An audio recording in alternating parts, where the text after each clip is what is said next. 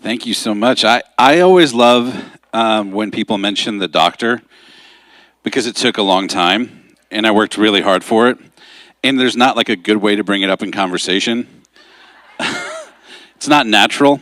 Right after I got it was shortly after because I promised my wife Carrie, I was like, I'm only going to be obnoxious about it for like a year. That's what I told her, and I'm past the year, so I can't do that anymore. But when I first got it, we happened to be going to Disneyland, and I'm checking in, and they're like, "Well, Mr. Dilley, you got it all checked in. Is there anything else I could do for you?" And I'm like, "Actually, there is one thing. I would love it if you put me in as Dr. Dilley." And they were like, "Sure, absolutely." And then so now whenever I go to Disneyland, they're like, "Oh, Dr. Dilley." It's great. The downside of that, though, is like anytime anyone mentions the doctor thing, in this context, they understand it. But they'll be like, "Oh, he's a doctor." And they're like, "Oh, cool. I have this rash right here. And just it'll take you 2 seconds." And I'm like, "That's not that kind of doctor." You know what I mean? But I'm like, "But I actually, hold on. I think I can fix that." You know what I mean? I don't know anything about it, but thank you so much for that wonderful introduction. Like I said in the first service, I'm like, Joel is one of my deepest, like closest friends that I hang out with once a year. No other time. It's in that category. Flat Concords have this song. It's like, "You're the most beautiful girl in the room, in the whole wide room." Anyway, sorry. That's Joel for me. Okay. This is fun. They're a fun group. You know what I mean? I like your church. Our church, it's like, honestly, I say anything, and I'm like, "It's okay. You can relax, you know. You can relax." Guys, if you're watching, I love you. You're amazing. You're so much better than them. Don't tell them. No, I'm just. So we're talking today about something simple. But I think it's life changing. It was for me. It's about slowing down, saying no, and making space. We'll be talking about the importance, the benefits, the need for having a Sabbath, for taking and observing a Sabbath, for setting aside time to be with God, to connect with the goodness of all that He has created. And I want to show you today that Sabbath is part of God's design. And while it's not a command, it's more of an assumption that this is just something that Christians would do. So I'm going to share something with you all, and it is going to require me to be honest and vulnerable, especially really honest for people that I see once a year, or maybe you've never seen me before, but I'm just going to rip off the Band-Aid right away. I want you to know, though, how much Sabbath has changed my life for the better. My wife, Carrie, and I, we started Sabbathing in late 2021. We had decided, hey, we need to be intentional about this. We have to start taking a Sabbath, and we landed on Tuesdays. We're going to Sabbath on Tuesdays. But that first year was a little bit like learning to walk, right? We often didn't nail not scheduling things. We sometimes got caught up doing things that were not like things that you would do on Sabbath, things that were not very Sabbathy. Just like we kept running into this. We're like, "Oh, well, but we'll just do this thing. We'll do this thing." It was really hard for us. And to be honest, I was still pretty stubborn about it. I'm like, I don't need a day. You know what I mean? Like, whatever. Like, I don't need that. So after Christmas of 2022, we were on a break. We had a real Sabbath from everything. We had a pool business at the time, which that's a whole thing. And then it was in the off season. Our church takes off the week between Christmas and New Year's. So we had a whole week where we just got to hang at home with nothing scheduled, nothing to do, nothing going on. And my mind went into shock, and not in a good way. I just laid there for like days on end. And it felt like for me, like I couldn't get a grip on reality. Like I was underwater, that I kept trying to explain to my wife. I'm like, it's like I can't grasp onto myself. It was a very surreal feeling. And the truth was, I was completely burnt out. And it snuck up on me. And I was not prepared for it. And suddenly, without a ton of things around me to distract me, my mind apparently decided it needed to check out for a while. And it was one of the worst feelings of my life. It was one of the worst weeks of my entire life. I would not wish that experience on my worst enemy. I remember my wife, Carrie, just being like, "Oh, I wish I understood what you were going through." And I'm like, "Thank God you don't. I really am so grateful that you don't." It took me a long time to talk about it because, honestly, it was not fun to go through. And it's embarrassing for me. I felt shame and I felt guilt over it. And you've not even heard the worst part. The worst part is, prior to this, when people talked about anxiety, burnout, or anything mental health, I just thought they needed to toughen up. I thought it was all made up. Of course, I never said this to anyone because I'm not an idiot. But That's what I felt. I was like, they just need to toughen up, right? They just need to knock it off, right? Get good, son. That's all, right? But here I was, comatose on the couch. Couldn't even do anything. It was a very, very humbling experience for me. And I eventually shook my way out of it. But it continued to come and go. I struggled with it for a while. I started meeting with a Christian counselor. His name is Doug Reif. I wish I could express to you the amount of love that I have for this man. Not only is he a close friend of mine, but he's my counselor as well. He lives in Fort Worth, Texas, and he has helped me immensely, still does. And one of the things that I learned with my time with him was that I was doing several things that I should not be doing for my own mental health. Now, before I go too far, I am taking medicine. I'm not saying you should pray your anxiety away. Someone did say that to me. Did you try praying? I'm like, yes, it's the first thing I tried. But I think as we look at this, it is not an instead of when it's really should be a both and. And he told me I should be exercising more. I started doing that. He told me I should be more intentional and focused when I was taking a Sabbath. He also told me I needed to slow down. And I thought he meant metaphorically.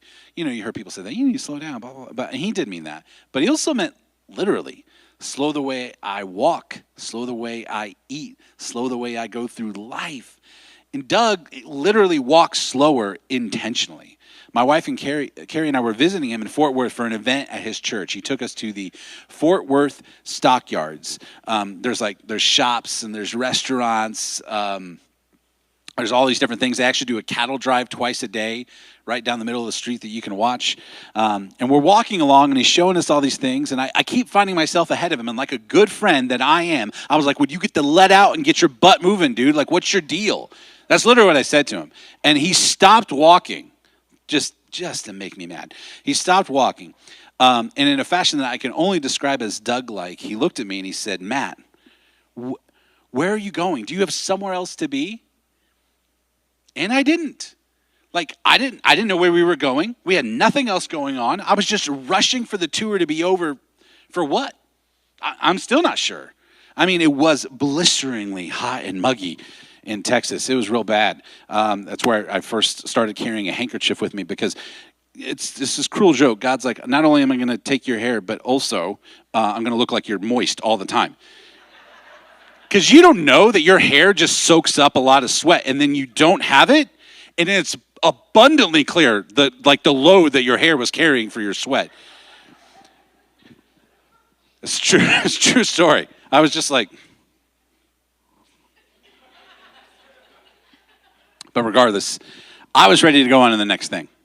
And I was missing the experience that was right in front of me. Don't get me wrong. I wouldn't describe the Fort Worth stockyards as a magical, but I was with friends. I was in a place that I had never been. I was seeing things I'd never seen. And for some reason, I was just willing for it to be over. But it made me realize I needed to stop. Stop trying to go from one thing to another. Or when I am in a thing, take a moment. Take in everything that's happening. And you've heard that saying, stop and smell the roses, or the biblical saying would be still and know that I am God. And I realized I never did that. I was always on my phone or thinking about the next thing on the list. I never just sat and took in the moment. And maybe you're like me. Maybe you've been running through life too. Maybe your life is a blur between meetings, deadlines, pickups, drop-offs, family stuff. And when you're not doing that, you're getting caught up on your to-do list. The things that, taking care of stuff around the house, getting groceries, all the things you need to do to survive. And when you finally have a free moment, when you finally have a second to sit down, you're so drained and you just want to numb yourself. You just rot on the couch and you doom scroll looking at your phone. And this is a side note for all you fellow phone addicts out there, because I'm a recovering one.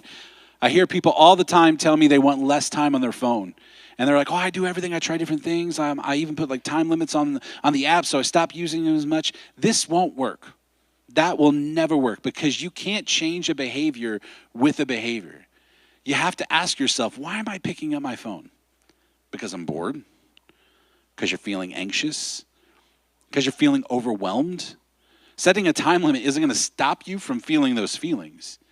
You pick up the phone because it provides you with some peace, some calm. And it does that because it helps release dopamine, and that makes you feel better. You pick up your phone because it helps fix how you're feeling.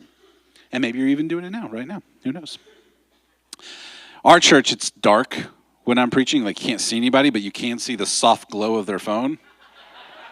So you really know when it's hitting and when it's not hitting, you know? It's abundantly clear. I'm like, oh, how many lights have we got going on? But there's so many other things that you can accomplish, but doing it a different way without getting on your phone. And you don't have to deal with this low hum of anxiety that is always playing in the background of your life. And the worst part of it all is that we have convinced ourselves that this is normal, that life has nothing more to offer us than a whirlwind of one thing to the next. And that's not to say we can't do things, of course not. But our problem isn't a lack of things to do. We have plenty to do. And maybe you haven't got to the point of burnout yet. Maybe you can sense it, or perhaps you're experiencing the signs. The short fuse, the constant fatigue, the endless scrolling. Maybe your body feeling off, that spiritual fog where you're searching for God, but it's like you can't quite find him. And maybe you think like I did. This is how strong people do it. What if your way of living is actually robbing you of the life that God wants for you? We are going to start from the very beginning when God created the world, and on the seventh day God rested. So by the seventh day, God had finished the work that he had been doing. So on the seventh day, he rested from all his work because he was tired. Right? God rested even though he didn't need to. He didn't run out of power or ability. He wasn't spent. He wasn't exhausted. He did that to show us how to Sabbath. He didn't need a break. But let's back up even further. You're like, further back than Genesis chapter 2? Yes. Before humanity, before commands, and certainly before sin, God starts with beauty. God starts to form the world. He speaks light into darkness. He separates the vast waters from the sky. He paints that sky with endless stars and gives form to the formless. He introduces color and sounds and scents. The great creator creates his masterpiece. And every time he does that, the Bible says God saw it. It was good. God saw that it was good. God didn't just create function. He creates wonder. He creates spectacle. He gives us trees, but he also gave us shade. He gave us food, but he also gave us flavor. He gave us water, but he also gave us the sparkle of sunlight on a lake. He gave us the sky, but he also gave us sunrises and sunsets. He gave us the seasons, but also the crunch of autumn leaves and the first blooms of spring. He gave us light, but he also gave us the golden glow of dusk. He gave us language, but he also gave us laughter. He gave us sleep, but he gave us dreams. He gave us movement, but he also gave us dance. He gave us relationships, but also that deep belly laugh with friends. And he gave us rain, but he also gave us the smell of the earth after it falls. He gave us the ocean, but he also gave us the rhythm of the waves. And he gave us mountains, but he also gave us that silence that makes you feel so small in the best possible way. God creates majesty. And these are not just simple things. These are beauty that God created. And after creating all of that, he rested. The first thing that God calls holy after all of that is not a place, a rock face, or a mountain. It's a day. A day for rest. Sabbath is not just a suggestion. It's not just an add-on for the hyper-spiritual. It's part of the design of what it means to be human. It's God's plan for our lives. A day set aside to enjoy the good of what God has done. The word Sabbath comes from the Hebrew word Shabbat, which means to stop, to cease, to rest. And we reduce Sabbath to just like not working. But Sabbath was a day of celebration. It was a day of joy, a day to gather, a day to feast, a day to worship, to delight in God and his creation. It was a weekly taste of Eden. I love the way the Message translation says it. It says, if you watch your step on the Sabbath and don't use the holy day for personal advantage, if you treat the Sabbath as a day of joy, God's holy day, as a celebration, if you honor it by refusing business as usual, making money, running here and there, then you'll be free to enjoy God. It will make you ride high and soar above it all. It tells us that the Sabbath is a day of joy. you will be free. God wanted us to set aside a day to give to ourselves. Just a small taste of what heaven will be like, a day to enjoy the beauty of what God has created. And Sabbath is not just about recovering our energy, it's about recovering our identity. To use a TikTok trend sort of on the down slope right now. It's almost like we forgot what this is all about. And then he said to them, Jesus said, the Sabbath was made for man, not man for the Sabbath. And it's funny because the Pharisees, they had made Sabbath like a noose tied around their neck. Everyone needed to hear that the Sabbath was made for man because they needed a reminder that this wasn't a rule. But we need to hear man was made for Sabbath because we have the opposite problem. We have stopped doing it entirely, right? They were taking Sabbath too far. We're not taking it at all. And Jesus knew it was a priority. And I'm sure you picture Jesus as constantly on the move, constantly preaching, constantly healing, just all over the place. But Jesus was committed to rhythms of rest. In Luke 5:15, it says, yet the news about him spread all the more. So the crowds of people came to hear him and be healed of their sickness. But Jesus often withdrew to lonely places and prayed. He came to be the Savior of the world. But he didn't feel guilty about taking time away. He didn't feel guilty about needing rest. His solitude was not a weakness. It was a strength. In our world, we treat that like a weakness. Oh, you need a day off? There's an episode in the show, The Chosen, which if you're not watching, I highly recommend you do so. It's fantastic. It shows so many biblical examples. It shows what I imagine Jesus was really like. It makes me laugh. It makes me cry. It's a great show. But in this episode, the disciples are frustrated that Jesus is missing. And one of them is like, he's always doing that. He's running off. He's taking time to be with God. He's enjoying his time of solitude. It may seem like Jesus was breaking the Sabbath, but Jesus wasn't breaking anything. He was restoring it. The religious leaders of the day had taken something beautiful and they had turned it into a burden. They kept adding layer upon layer of unwritten rules to something that was supposed to bring joy and freedom. But Jesus came along and changed it to the way it was supposed to be. He's having a discussion with them one day, and he says, which is lawful on the Sabbath, to do good or to do evil, to save life or to kill? But they remained silent. He looked around at them in anger and deeply distressed at their stubborn hearts and said to the man, stretch out your hand. Man stretched it out, and his hand was completely restored. Because they're talking about Sabbath and not healing on the Sabbath. And he's going to heal this man's hand on the Sabbath. And I love this so much because, first of all, Jesus is being a little difficult in his line of questioning.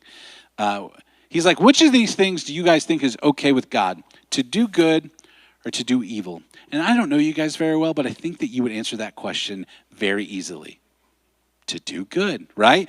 And if I said to save a life or to kill it, you're like, save a life. Nailed it. He's making the answers obvious, and they say nothing. They're paralyzed. They're not dumb. They really don't know how to answer the question. They're having an internal debate. They're like, I feel like God wants us to adhere to the Sabbath, but doing evil does seem wrong. But this is the Sabbath, but doing evil. They're torn. This is how much value they put on the oral Torah, which are rules the Pharisees made to ensure that people didn't break commandments. Did you know that according to the oral Torah, walking a quarter of a mile is considered breaking the Sabbath? If you walk more than a quarter mile on the day of the Sabbath, you're breaking the Sabbath. They had rules to ensure rules didn't get broken. So they aren't rules from God. They weren't written down. They were man-made rules, and they made them to help ensure commandments aren't broken. But as a result, they don't know how to answer this question. And no wonder he looks at them in anger. He just sent them a lob across the plate, and they just stared at it. They won't respond. Then he heals the man with the messed up hand. And I don't have the numbers on this, but a good portion of Jesus' healings happened on the Sabbath. And for sure, the Sabbath healings are more emphasized in the Gospels. But why do you think that is? And you could say, well, it was probably intentional, right? He wanted to challenge the Pharisees' rigid view of the law, which I fully agree. But I think he had another purpose as well. Did you know the English translation of the word healing and salvation are the same translations of the same Greek word, the word soter. So as a result of it being translated into the same word, every time you are hearing in the Bible about salvation, you can substitute the word healing. And every time you read the word healing, you can substitute the word salvation, because salvation is healing. Healing is salvation. When Jesus healed on the Sabbath, it wasn't a loophole. It was a statement. The Sabbath was never meant to be a burden. It was a gift. The religious leaders had turned it into a list of restrictions, but Jesus recentered it around restoration. And over, he used the Sabbath to make people whole again. And in doing so, he taught us that Sabbath is more than just a day off. It's a space for healing. It's a weekly reminder that we are not machines and our souls need time to breathe. When we stop, God restores, and when we rest, he heals. So if Jesus saw the Sabbath as the perfect time to bring healing to others, maybe, just maybe, it's the perfect time to let him bring healing to us too. And part of that healing comes when we pause long enough to witness the wonder again. Sabbath slows our pace so our hearts can catch up. It's not just about rest from chaos. It's a return to beauty, to the laughter of your children, the warmth of sunlight on your face, the sacred shimmer of ordinary things. The Sabbath invites us to breathe deeply, to see clearly, and to remember that God is not just found in the silence, but in the beauty of all that he has made. The Sabbath isn't only about stopping work. It's about starting to pay attention. And it gives us a chance to actually enjoy what God has created instead of just rushing past it. In the quiet moments, the unhurried pace, the space to breathe and be present, that's where we start to feel human again. That's where healing actually begins. And we need to enjoy the beauty that God has created and delight in every moment. You may ask, what does that have to do with the Sabbath? The Sabbath is the way that we gain a spirit of restfulness for our life as a whole. It's our way of practicing. It's our way of preparing. And that discipline is hard for many of us. And that lack of discipline can bleed over into the rest of our lives through our actions and the edge that everyone feels around us. The Sabbath is where we train ourselves to take in every moment. It is the breeding ground for our ability to find the goodness of God, to find the joy in the world that he created. And one of the things that we need to be able to do, especially today, is to find the goodness of God in our actual everyday lives, not in the dream of tomorrow, but in our life today. And let me ask you a hard but honest question. To start living this way, what do you need to start saying no to? Because the reality is this: you will never drift into Sabbath. You will not stumble into rest. You won't just accidentally find beauty in your world if you're constantly rushing past it. To make space for Sabbath, you have to say no to things that are good, but not best, necessary, but not urgent, expected, but not essential.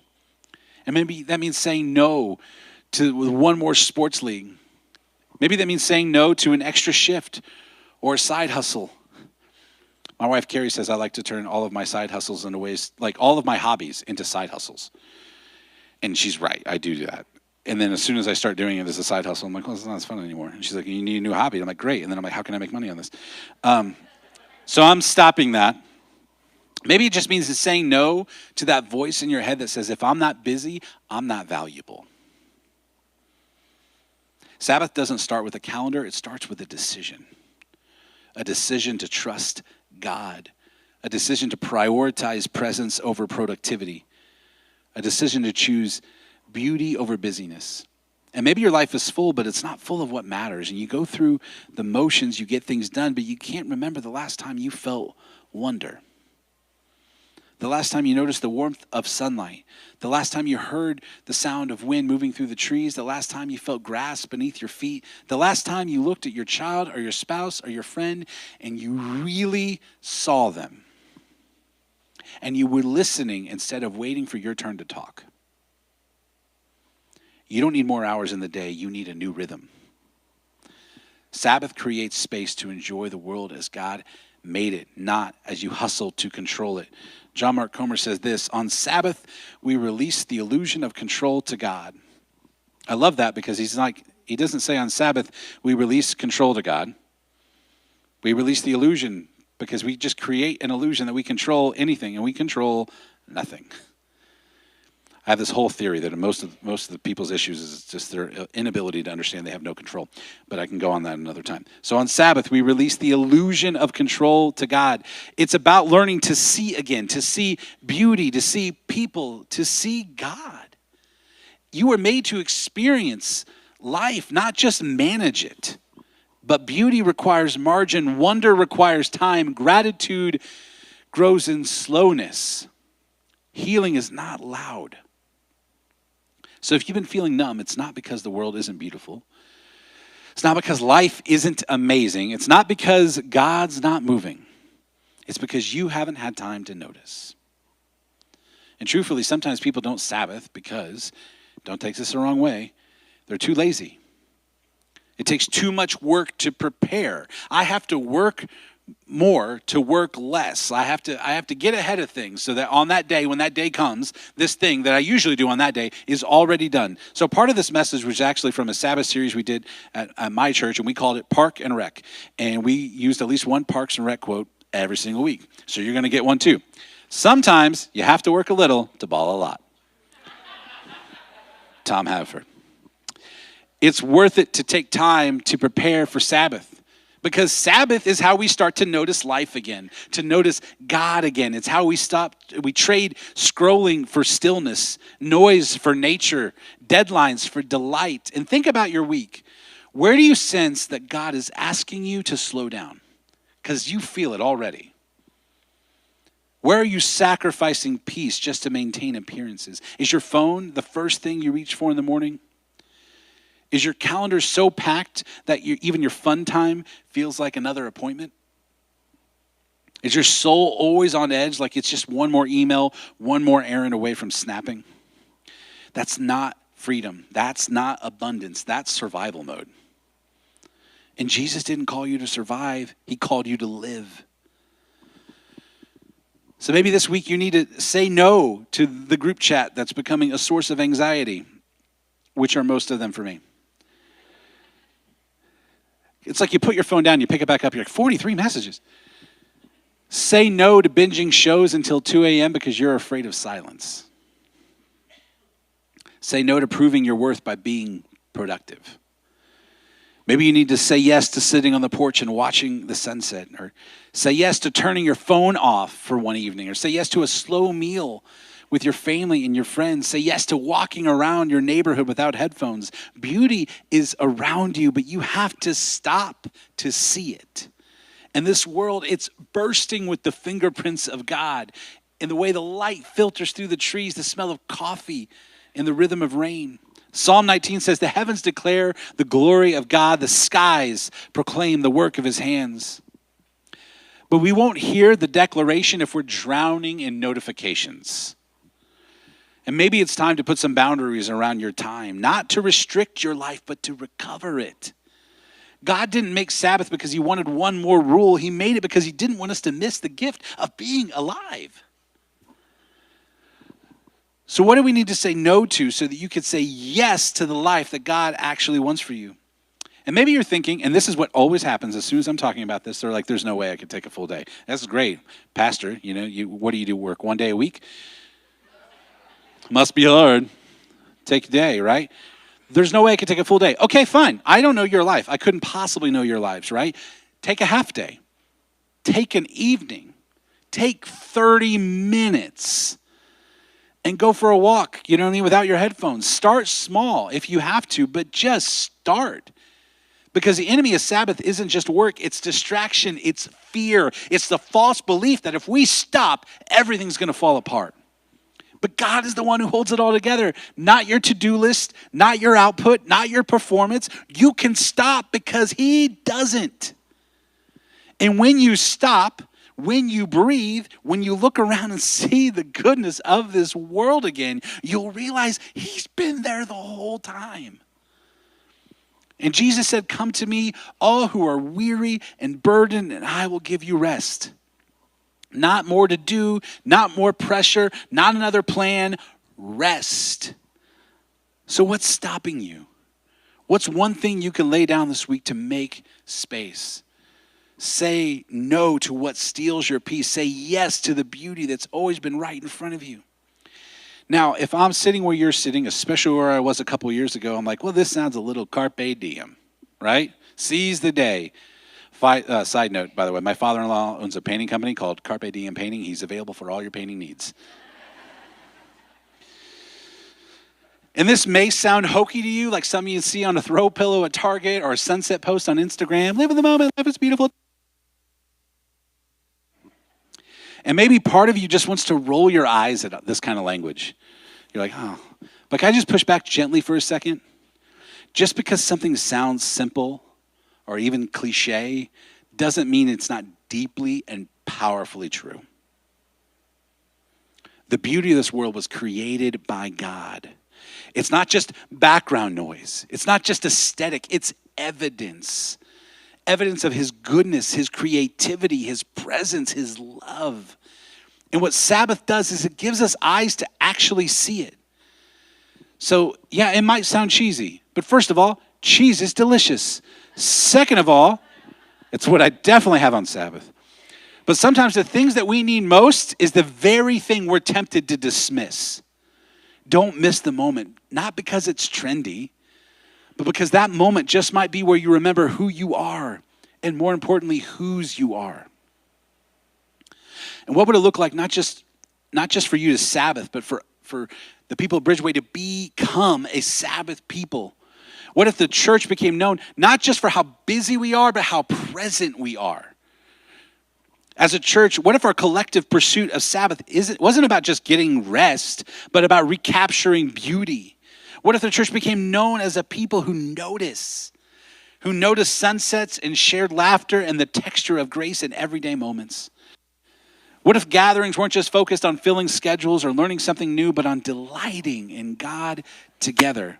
Psalm 34:8 says, taste and see that the Lord is good. I'm like, taste, can I get an amen? Taste and see that the Lord is good. This isn't just spiritual, it's sensory, it's physical, it's present. Sabbath gives us a chance to do that, not alone, but as a community.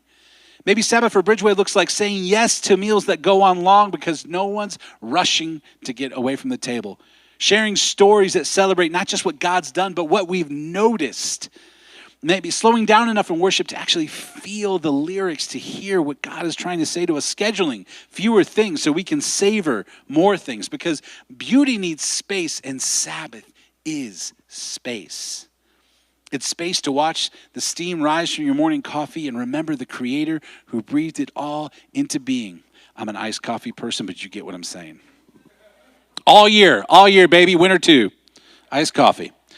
It's space to eat slow, to laugh hard, and linger long enough to see what's really there. We don't need more busy Christians. We need more present ones. We don't need louder churches. We need more attentive ones. And Sabbath is how we get there. Because it's really hard to become a person of beauty when we're always in a rush. It's hard to love people well when we're always late for the next thing. It's hard to worship fully when our minds are still spinning from the week. But when we Sabbath, our souls slow down enough to catch up to what our hearts were always meant to see. God and goodness and grace and wonder. So what if we made this our goal together, not to do less for the sake of less, but to see more? To open our eyes to the colors and the textures, the sacred ordinary that God has placed all around us. What if beauty became our shared language? What if delight became our new rhythm? I know how this practice has absolutely changed my life. You know how people say that time goes by quickly? And the older I get, the more I know how that statement's so true. This practice has helped me slow down my life. It feels like it's even slowed down my lifetime, and I'm still working on it. And I want that so badly for you. It's to the point where it's like, I can get through the rest of the week because I know that Sabbath is coming.